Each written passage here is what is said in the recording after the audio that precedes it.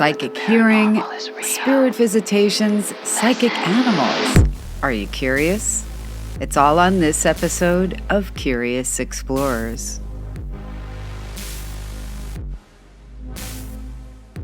All right, so hi everyone. Welcome to another episode of Curious Explorers. I'm Traci Stein. I'm here with my incredibly fabulous co-host with the most, the Kathy A. Kelly. Hello. So, Kathy, first of all, so great to see you because, you've been kind of off exploring all kinds of things, mysterious, haunted, historical. I don't know how much of that you want to share, but I let people know in our last few episodes about your new venture with Adam Berry, the Adam Right. Berry. The Adam Berry. Yeah, it's true. I mean, I have been very fortunate to do a little bit of traveling in the beginning of this summer, as pretty much everything, and you know this, everything kind of leans into the paranormal for me. So I've done a few investigations that hopefully I'll be bringing to you and to our audience. Some of them really interesting, and some of them I think tie in with some historical stuff that I think you'll really enjoy. But it's nice to be back in home base and at Paranormal Tower and actually sitting here, essentially virtually across from you having our usual crazy conversations. Yay. Well, I'm so excited to see you. And we were joking before we went on air, so to speak. This is the first time either one of us has seen you tan. Yeah, that's exactly. It's the first time I've ever been tan. And everyone, I'm looking at it now. I look pink, but guys, this is me savagely tan. I'm so proud of a watch band that I actually have. I'm very, very proud of that. Yeah, I finally welcomed the sun into my life. I think Band de Soleil and Coppertone probably won't be sponsoring our they're not going to be program. reaching out. They're going to be like, these two are not really. Solar cane, maybe, but not, not those. Really. So sad. But you look great. What do you? Thank you. I wanted to talk about a topic today that you and I, of course, have talked about. I'm going to name a few people, and I want you to tell me if you know what they have in common, okay? Because they seem like they wouldn't have a lot in common, but they do. All right. Thomas Edison, kind of. Sir Arthur Conan Doyle. His wife, Lady Doyle. We may as well include her. Joan of Arc and the prophet Elijah. What do they have in common? So I do know what they have in common, Of course and you some do. of them have, more in common than and more deeply into that. But they've all had auditory experiences that we would call clairaudience. Conan Doyle and his wife, and a couple of the other ones were also all members of the Ghost Club. Went from their clairaudience into kind of an investigative realm because of them, but they heard things. They certainly did. And what I'd like to do is just give our audience who might not be historians such as you are, or they might be, who knows, but I would like to tell people a little bit about how I am grouping these people together in a clairaudient club. So Thomas Edison, I actually don't know if he heard anything, had any sort of clairaudient communications, but I do know that in 1920, supposedly he announced plans to develop something he referred to as a spirit phone to help people connect with the dead, presumably through audio phenomena. So interestingly, for those who recognize the name, Sir Arthur Conan Doyle, but aren't putting it together, he wrote, among other things, Sherlock Holmes. He was also a physician. I don't know if everybody knows that, but he and his wife, Lady Doyle, lost a son. The son died from, I believe, pneumonia after being wounded in a battle in 1916. Right. And so I'm not sure exactly if they directly heard from him or heard from him through a medium, but they became pretty committed spiritualists.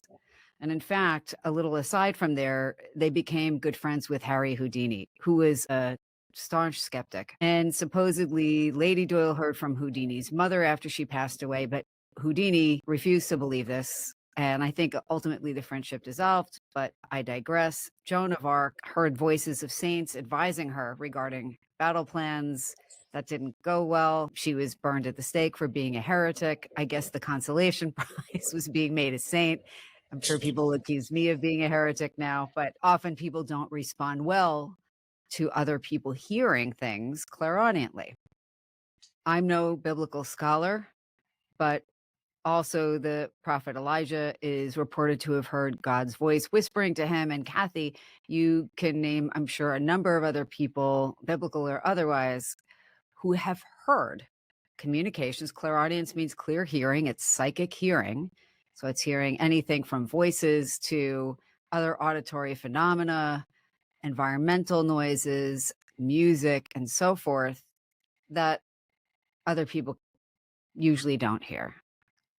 But that often lead to verifiable information later on that the Mhm. person could not have known at the time they heard this information.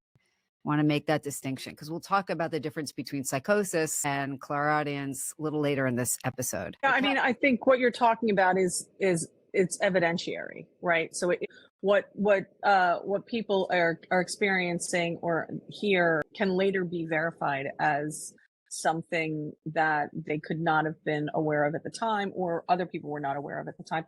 I mean, I think Mohammed heard the word of God, and that's how the Correct. basis of Islam started. The interesting thing about Conan Doyle and his wife as well was she was a medium, or that's how it kind of led into that. She was a medium. I think they're one of the more interesting kind of stories in the United States, because a lot of these biblical stories seem to kind of be in, like, long ago, olden times and whatnot, and seem to be so far distant from the American experience that we don't take them quite as seriously, because we're the new world, we're the new.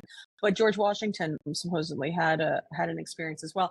It's one of those things that it's very, it's become folklore, but it was written as as something that was factual immediately after his death. And he never, I don't know that he ever claimed it, but people did claim that they'd heard him speak of it. It's something I would take with a huge grain of salt, but Yeah. it just goes to show that this kind of receiving information this way is considered to be usually of great import.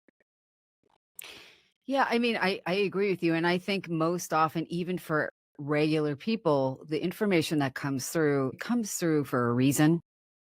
It comes through and has some particular relevance to them or something in some way connected to them or larger than them, but would mean something.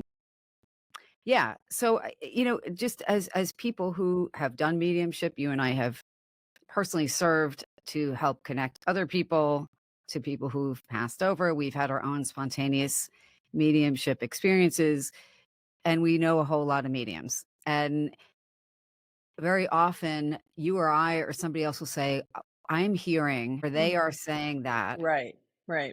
And just to clarify for people listening for whom this is new or not a personal experience, I think most often psychic communication comes through in a multimodal fashion, right? You I might agree. hear some Mhm. things, feel some things, know some things, see some things, Or but all of those, right? So, right. or a sense that is not easily identifiable as one of the 5 or 8 senses that we acknowledge.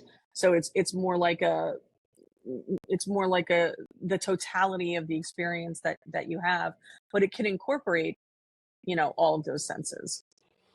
Yeah, 100%. And it's kind of like, just as a reference point for people listening, Kathy and I are having a conversation. We can see each other virtually, but we're not parsing out the different sensory Right. input. I'm seeing, hearing, thinking, associating things to, and so forth while I'm listening to Kathy and speaking with her. And that's the same thing when the communications are psychic or the information is psychic.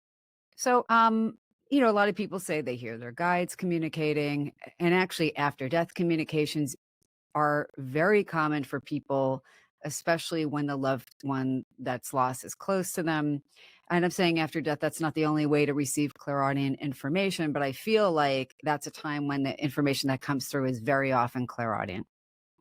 Um, so there's just to kind of give a little bit of a picture of who receives clairaudient information or what's going on with people in terms of psychic perception. There's a book by this gentleman, David Ritchie, and it's called The Hiss of the Asp. And the asp stands for anomalous asp. I don't know what's going on with me today. I think it's the heat. Asp stands for anomalously sensitive person. And what he means by that is he says that there are over 5 million people in the US that are anomalous anomalously sensitive people. And what he means by that is they have uncommonly high levels of specific sensitivities, not only in the emotional realm, I'm quoting from his book, but also in the physiological, cognitive, altered states of consciousness and transpersonal or metaphysical realms as well. And he's saying that this can manifest in different ways, not just psychic, but he's saying heightened sensory awareness if you're talking about a physiological way this can manifest or show itself in the cognitive realm as a learning disorder or a genius or both. In the emotional realm as emotional disorders, he's saying are heightened intrapersonal and interpersonal attunement. And in the altered states of consciousness realm as dissociative disorders, which is where you don't feel very connected to who you are, your life, or your body in the moment, or creativity. And in the transpersonal realm as extrasensory perception, otherwise known as ESP, psychokinesis, out of body experiences, trance channeling, and Kundalini arousal, just to name a few. But he identifies in his book, I won't go into detail here, but a bunch of things that he sees as correlated with being particularly sensitive to these things. And clairaudience could very easily fall under those broad headings, including things like left-handedness or not totally brains, people who are ambidextrous and so forth, people who are very creative. But back to clairaudience,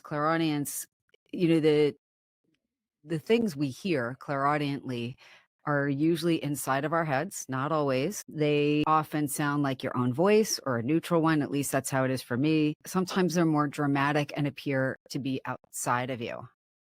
I think that's less common, but I think it happens. Not only voices saying something, but song lyrics, music, other environmental noises. And just as an example,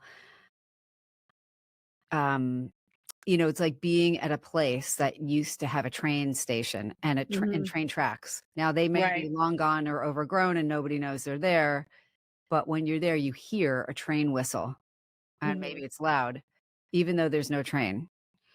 That's an example to me of clairaudience if you didn't know there was a train there. Right. Even Yeah. if you do, I mean, when we talk about those distinctions and we say things like, evidentiary, or it's because as we're having these experiences or we're hearing about people who have these experiences, we're automatically defending ourselves against a skepticism, which I don't think is necessary for us at this point. You know, People who are unwilling acknowledge that other people have experiences, truthfully, why waste your time trying to convince them? I could tell you I am no longer in a place where I care whether, I whether or love not it. people are believe or don't believe, because every experience is uniquely yours, and you need your life to be what your life is going to be. And if your life is going to be a life of 100%. no, that's okay. My life is a life 100%. of constantly pushing back the boundaries and having more come into my world. But it's funny because I don't think it's necessary. I think even knowing we put these restrictions on people who are having experiences and phenomenon, as if these restrictions somehow create a forensic, a laboratory where things become repeatable. But at the end of the day, so much of human experiences, and I would argue the best of human experience is not repeatable, and it's not going to be repeatable. It's unique to you in the moment that you're in. And therefore, if you're standing at I'm going to drop a name here. I'm going to drop a TV show here. Actually, it's Adam's show. Adam was they Atterbury. were Adam Berry, excuse me. Adam Berry has a television show called Kindred Spirits, and his investigative partner on the show and his incredibly dear close friend, Amy Bruni, is a wonderful person, and a great investigator. They were doing an episode, and they were at a train station, and Oh, how funny.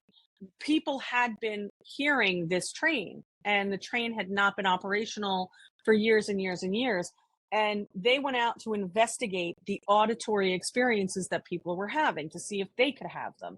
And as we were just talking, lots of times these experiences, they're not being broadcast. They're not being broadcast to anyone who can receive them. Sometimes they're originating and being broadcast specifically to you. You're the receiver. If someone's standing next to you, they're not necessarily going to get it. And Amy went out to this railroad crossing, and was trying to replicate the circumstances where people had heard this like lonesome train, and all of a sudden the tracks lit up, and the bells and the whistles literally started happening, almost as if the added emphasis of the television and all of these things had kind of kicked this stuff up a notch. But they were investigating clairaudience experiences and then ended up having what I would consider to be kind of an an anomalous electronic phenomena. But again, puts so much emphasis on defending these experiences Yes. against the skeptical, against the skeptic. I think we give the skeptic too much power. And by skeptic, I don't mean honest skeptic, an unbeliever, someone who is unwilling to be Like convinced. a person committed to having the same position regardless of any evidence. Right, that's it. That it does not, it cannot because it cannot. Yeah. So if you're just saying something can't, but you're not offering any evidence as to why it can't, you're a believer. It's 100%. just as faith-based as anything else. 100%. Thank you for saying that. Totally, totally true. And it's funny because we're not going to talk about telepathy today necessarily, but I But didn't, we had it. I don't like, I watch almost no TV and I don't know why. I don't know what I'm doing with my time, but I didn't see that episode. But I think it's funny Oh, you that have to see that it. was such a vivid, now I have to see it. That was Yeah. such a vivid experience and such high impact stuff going on. And, I'm thinking, oh, train whistle.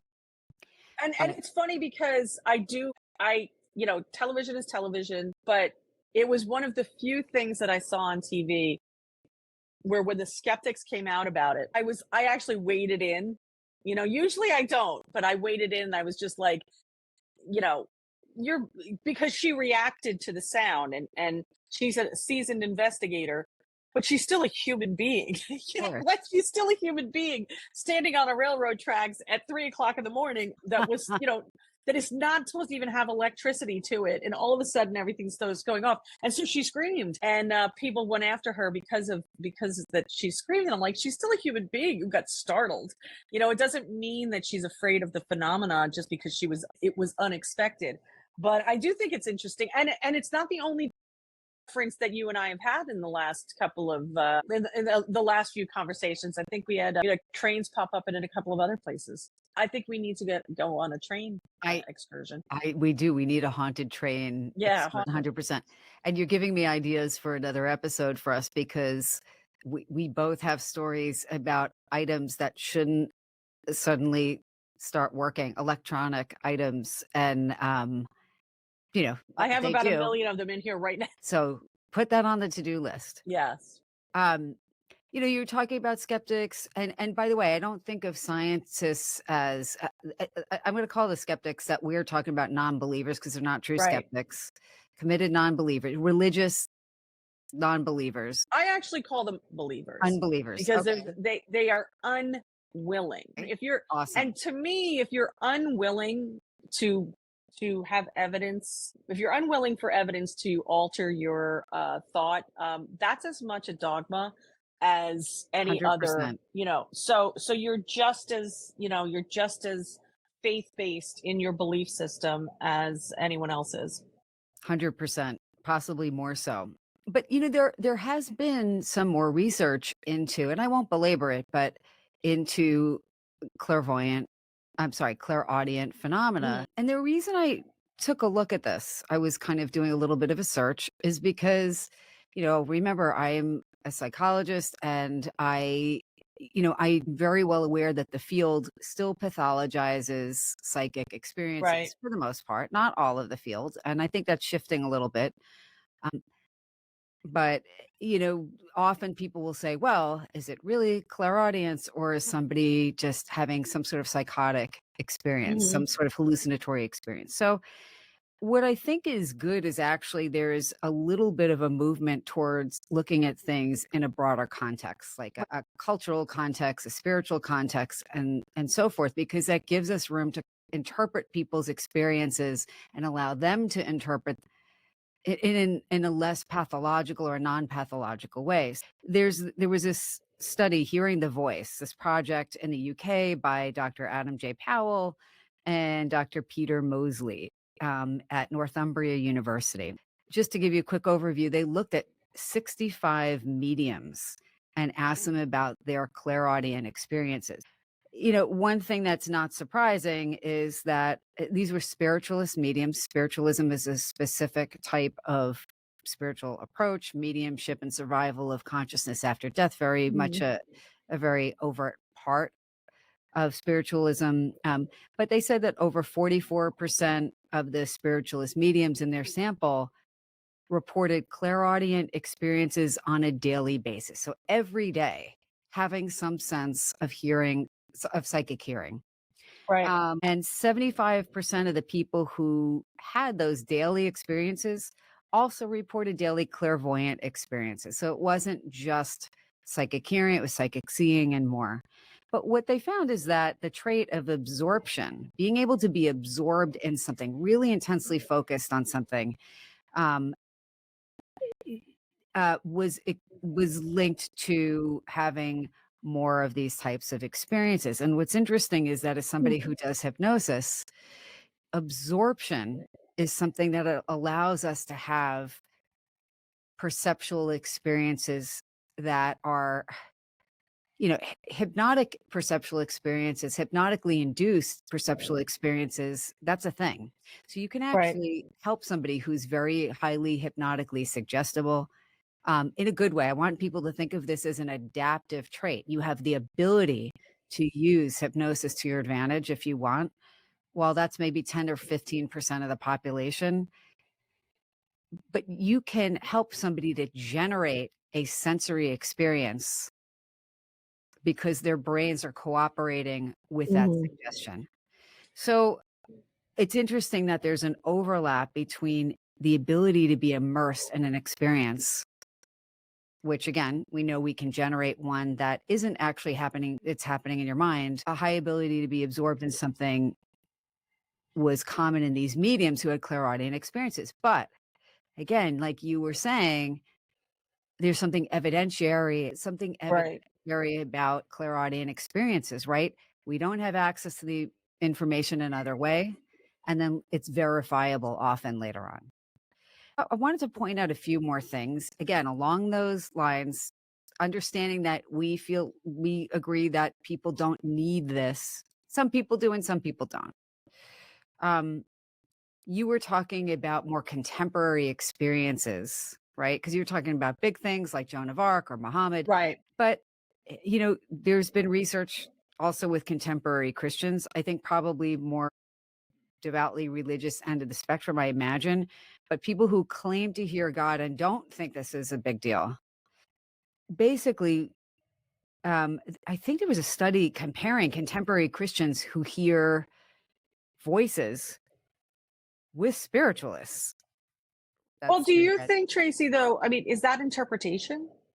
You know, I mean, so if the voices are coming in, the voices are coming in, or whatever it is, the sounds are coming in, we're then interpreting it, right? So if you're a person of Christian faith, you're going to interpret it through the kind of Christian dogma, the Christian lexicon. If you're a person of Islamic faith, you're going to do that. If you're a person of Buddhist faith, you're going to do that. You know, like does that, you know, that's still interpretation versus 100%. And, right. and and that's where we want to be thoughtful about honoring people's cultural and spiritual context Right, for right, having right, these right. experiences. It's interesting because so a contemporary, more recent example, I don't think it's the only one, but again, the religious Christians, there's a subset that believes very much that God can communicate directly with them. If I get Mhm. this wrong, please feel free to note this in the comments. I don't consider myself a religious expert by any means. But Mike Pence, I remember it made news. This was years ago, felt that God had communicated to him Mhm. directly. Like, I think that the place where I start to myself notice my own skepticism is okay, well, if two people or three people or five people are saying God has communicated directly with them and they're getting contradictory messages, then it's kind of like, all right, now I don't really, know exactly how to interpret Well, that I would interpret that as their God, or his right? Not experience. not the God. you know, like the idea that, I mean, we all have, and there's lots of faiths where deities are more personal than they are omnipotent. And so, somebody might interpret anything that comes in that way as being from God, especially if you agree with it, especially if it's kind of, he might have This gotten works for two me. calls that day. Yeah, he might have gotten two calls that day. One might have been, counterproductive to what he wanted, and that one didn't get reported, and then one was. I mean, I and don't and I know. do think, yeah, and I'm not making any statements about it. I'm just that's what we're talking about when we say that it comes down to interpretation, because there's lots of people who would say. I was having lunch with somebody the other day, and she said, "Oh, I'm clairaudient, and I hear these things all the time," and and I understood what she meant. She interpreted it as her higher guide, as literally an entity that she has a relationship with, who communicates with her in that way. An So her higher individual, self. well, she would not say her higher self. Okay. She would say this is a separate entity from her, Okay. someone that's an assigned guide within the middle management or whatever. I might think it's her higher self. I might think it's her unconscious or her subconscious. I might think it's some other thing. But that's not how she interprets it. She also didn't interpret it as God. She was just like, this is a person, and she would say it was a person. This is a person who essentially I work hand in hand with, Okay. and this is how we communicate. And a non-corporeal being, and this is how we communicate. I always think of clairaudience as being much more literal in my experience, where I'm in a situation and then I specifically hear something. But mine is much more rigid, I think, than and it's largely because I don't afford it the opportunity to be other than that. So I'm comfortable with it within the confines of this, setting, and not in other settings. And so it doesn't happen to me in other settings.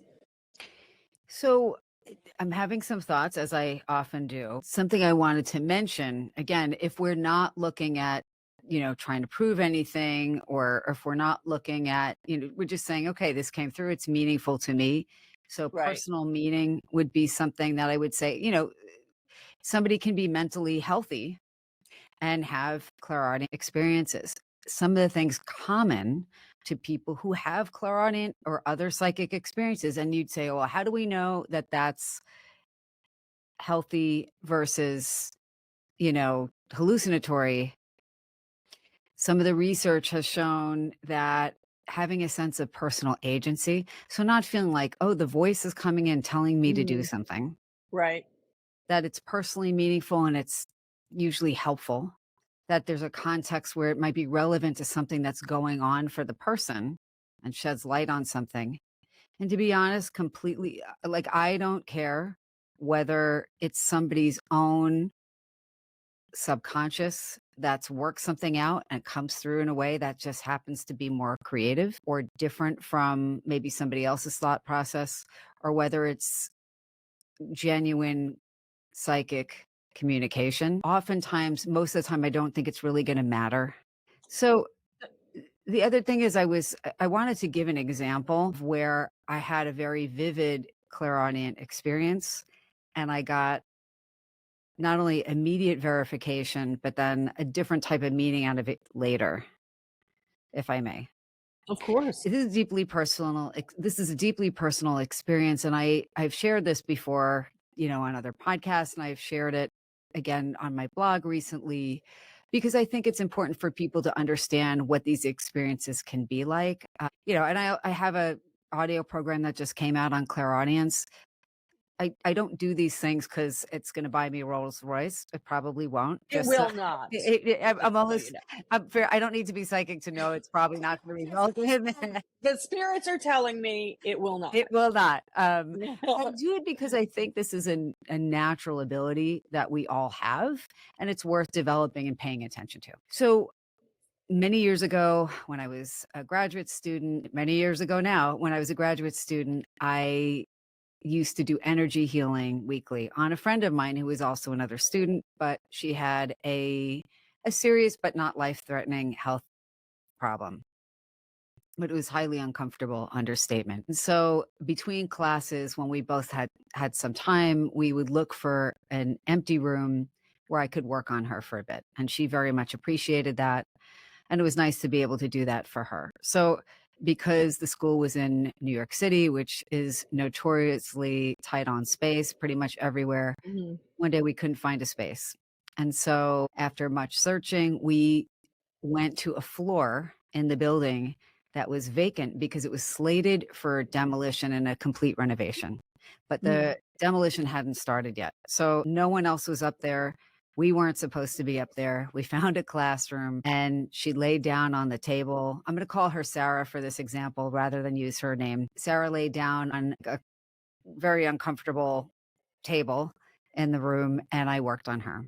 And I was working on her, I don't know, maybe 10 minutes. I'm not even, I don't remember exactly, and I'm feeling as I usually do what's going on in her body and I'm getting images about that. And then I hear loud booming music and it is the Beatles song Let It Be. And it sounded like Paul McCartney singing, but it was Mhm. the same 2 lines over and over and over again, and it felt like it was coming through a loudspeaker. It was obnoxiously loud. So I'm like, "What the hell is going on?" Like, very distracting, but I'm thinking, "I hope this is gonna turn off soon," and I'm just working on her. I didn't know I don't even know why it's only the same 2 lines, but it's "Let it be, let it be, let it be, let it be. Whisper words of wisdom, let it Mhm. be. Then Mother Mary, come to me." Not comes, which is actually how the song goes, I now know. Let it be, let it be. So I'm like, "All right." But after several minutes, I'm thinking, "This is so distracting." I'm so distracted. For some reason, Sarah is still she looks deeply asleep.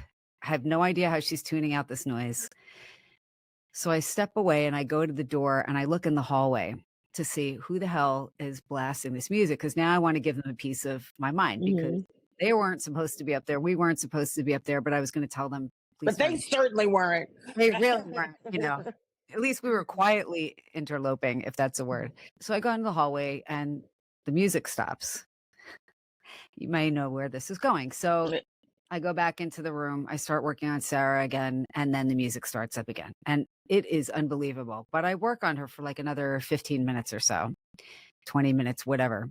As I'm working on her, I'm trying to just ignore the music and get into the zone. And in my mind's eye, very clearly, I see a young woman.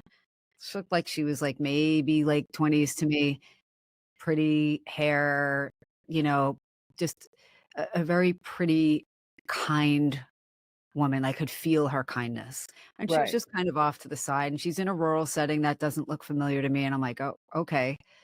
And when I'm done, Sarah was open to these things, and she asked me what I noticed, and I told her what I noticed in her body and what I thought she should do and what it meant to me. And then, I kind of sheepishly told her about the woman and the music, and she starts to cry. And now I'm like, "Oh my god," and she said, "Oh my god, today is the 10-year anniversary of my friend Mary's passing, and I knew Wow. her when we were in Ecuador for a year, and, she died, you know, like, unexpectedly in her late 20s, and she was like a Wow. mentor to me. All day I've been thinking, I don't know if she's still here for me." So now I'm thinking of the words, "Whisper words of Words wisdom, of let it wisdom. Yeah. be, and Mother Mary, come to me." My Right. hair's standing up every time I've told anybody this, and it's years later. So I thought, okay, this was for Sarah to hear because she needed to know that Mary's still alive in some Right. version and that she's still there for her. Right. Now, what neither of us knew at the time, my hair's standing up like crazy, is that a few years later, Sarah was diagnosed with a terminal illness and wound up passing, at age 40. So it took me a few years. I still couldn't reconcile with how this person had gone through so much. And then, you know, Still. yeah. Mhm. So one day at my dining room table, and I'm working, and it's probably evening, and I get an email from Sarah's friend. I'm going to call him Danny. And he sends me out of the blue. We haven't connected in years. A video of Sarah singing Let It Be to her Mhm. then toddler daughter. And I think that Mary knew Sarah was going Right. to go through this. I think we didn't yet, but, I think the whole point of this was to remind me as well Right. that Sarah was okay and Yeah, a eternal and link in would that be, chain. Right. You became a right? link in that chain. Right? Because, the clairaudient information, largely clairaudient, some clairvoyant, but wasn't for me initially, but ultimately I think it was, and Right, as because well. you were a participant of it. You then became a part of that story, you know? I mean, So yeah, verification, I think, can help us feel not crazy. You know what I mean? Or right. not like we're just making this thing up. And had I not shared that with Sarah and had she not said, "Oh my God, it's so important." And for anybody who's listening saying, "Well, she was your friend, maybe you knew about," I didn't know about Mary, never heard about Mary. As much as I love this close friend of mine, like I only saw her when we were in school together for the most part. And it just didn't come up. Right. And I think again, I think that to me, even if you had, it would still be a meaningful and, evidentiary experience. And I don't know that 20 years ago I would have felt the same way. But having done this for as long as I've done it now, I am absolutely less rigid in my acknowledgement and acceptance of things as evidence. And I like to say there's no proof, there's evidence. You throw it into one pile or the other, and eventually it's going to tip one way or the other. And for me, I've had enough of those experiences that you're talking about that, you know, that when it happens and you feel it, to me, that's enough now, right? I was having this conversation with somebody earlier today where um, I said, no, I had a dream about my father last night, and my father's been dead for 27 years, and I cannot recollect the last time I dreamt about him. I can't, and it wasn't something that commonly happened to me. I didn't dream about him a lot after he passed away. But the times that I did dream about him, it was always kind of like, what are you doing here? You're dead. You're not supposed to be, and he was like, no, I'm not dead. I actually, I was in Kalamazoo or something like that. And so it was always this kind of like, what are you doing here? You're not supposed to be here kind of thing. But last night, it wasn't. Last night, it was like, oh no, I know. And I did pass away, but I'm, essentially checking in and visiting.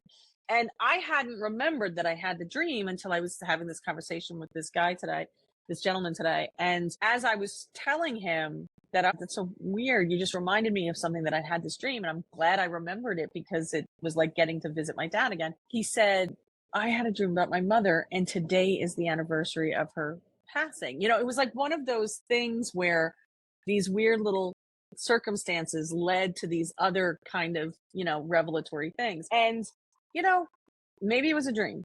Maybe it was, but like it was more meaningful. It doesn't matter. What happened to you, I accept it and I accept your interpretation of it. I don't know. I don't just accept it. I agree with your interpretation of it. Right.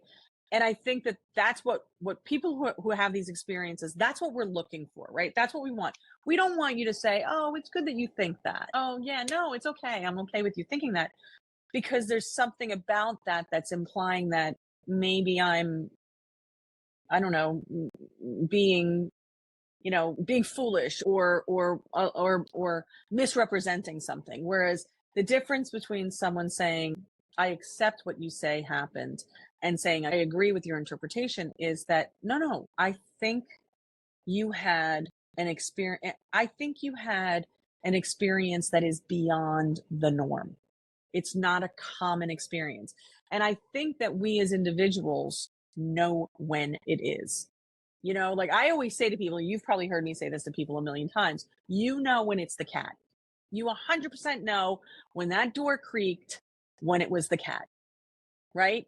And And when it when it's wasn't. when it wasn't, right? You may blame the cat, but in your heart, you know it.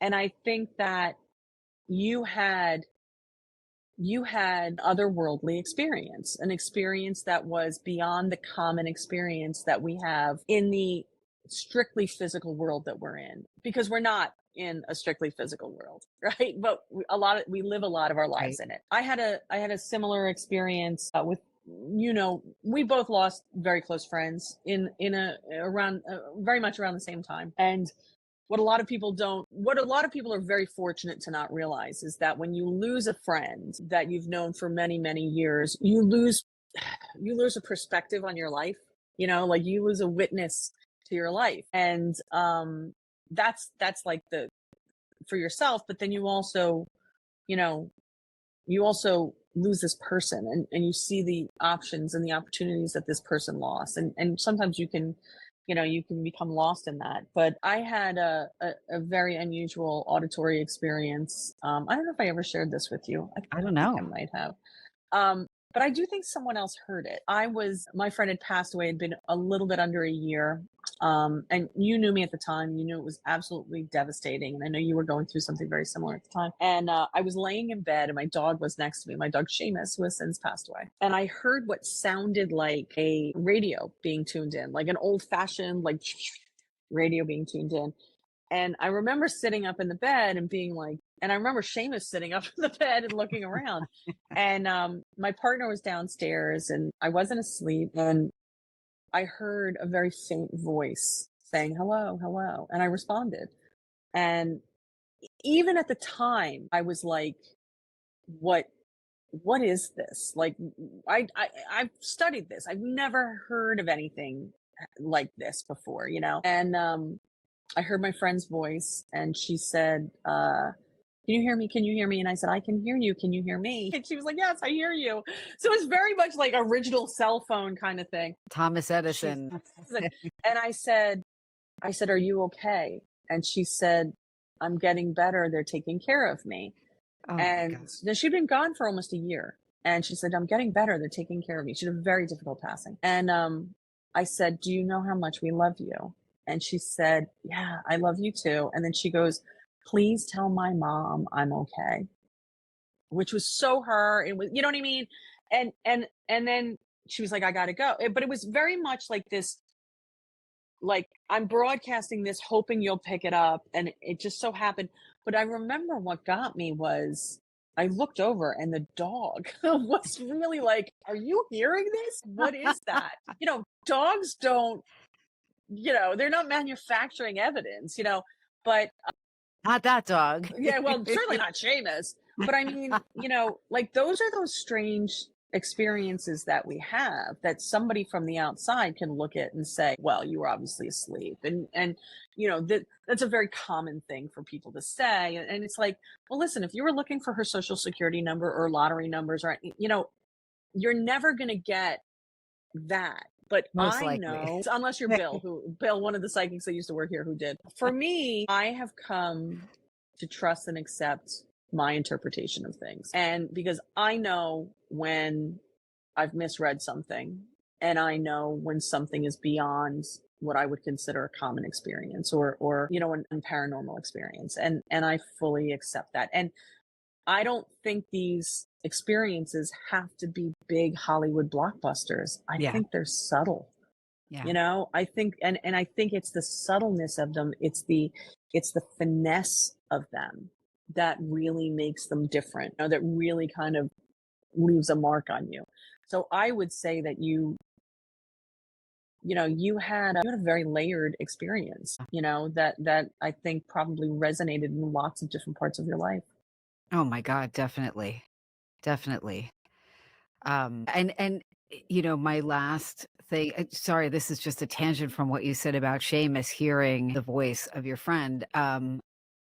This is just a quick aside. I don't know if we'll even keep this in the episode, but I a million years ago, during a heat wave, somewhat like we're having now, the power went out in my apartment, and I had my two little dogs, and it was Cleo and Morty at the time, and I couldn't leave them in the Your dogs apartment. have the best names, by the way. Thank you. It's all from the same retirement home. Always. Um, we could not leave them, and the apartment was stifling. So I drove the 35 minutes, 40 minutes out to my parents' house, who had working air conditioning, and I brought the dogs there. Now, So at some point, I'll talk about how haunted my house was growing up. Scared the crap out of me, probably set me on this path somewhat. But I don't know where I think my parents were out at work at the time. So I am in this, I got to describe this better, but you walk in the entryway. It's like a 1970s colonial. And on the left is the living room with these French doors. And for some reason, the dogs and I were in that living room for a minute with the doors closed. But the stairwell to the second floor, always I had heard footsteps walking back and forth in that house growing up and other things. But then you leave and you move out and you're an adult and you're like, well, was that real? Even though I heard it Right. all the time. So, P.S., I hear the same heavy rhythmic footsteps walking across the hallway upstairs. Cleo and Morty look up and I Hmm. know that they hear it. And I had to go to work and I was like, all right, well, bye dogs. Like, and I Yeah. left, Yep. you just ignore it. And I left, but I can't believe I left in there, but they made it. But I figured would have been worse to be with no air conditioning, but they heard it. Not. And Morty used to notice things in my other apartment like that. I was like, "Oh my god, you notice it too." Yeah, well, the dogs hear it here. You know what I mean? They definitely react to things that happen in the tower. And I don't think that it's like this heightened sense that animals have. I mean, I think they do have that. I just think that they don't have the skepticism. So Right. it's like, I heard something, what was that? And I think that they're just, they're going to stand in front of that closet door until you open it, I know. and like, there are certain things I do trust my gut, but I definitely trust my dogs. Oh my god, totally. I think that's a good place for us to wrap up Yeah. here. Everyone, let us know what you think. Have you had an experience of clairaudience, psychic hearing? What do you think? Does it make sense to you? Does it not? Share some of your experiences or your pets' experiences for that matter. Kathy, thanks so much for being with me again today. It's so great to see you. Good to see you And, too, Tracy. and until next time, of course, be well. We'll see you on the next episode of Curious Explorers. Take care, everybody. If you've enjoyed this episode of Curious Explorers, please do remember to like, share, follow, leave us a comment. Tell us what you think, what you'd like us to explore next time, and share. Have you had any similar experiences yourself? We want to know. Remember, you can always catch the episodes on all your favorite streaming platforms. You can follow us on Instagram at Curious Explorers Show, on Facebook at the Curious Explorers Podcast, and on YouTube, where we'll always have a little bit of extra content and visuals on at Curious Explorers Show. And until next time, stay curious.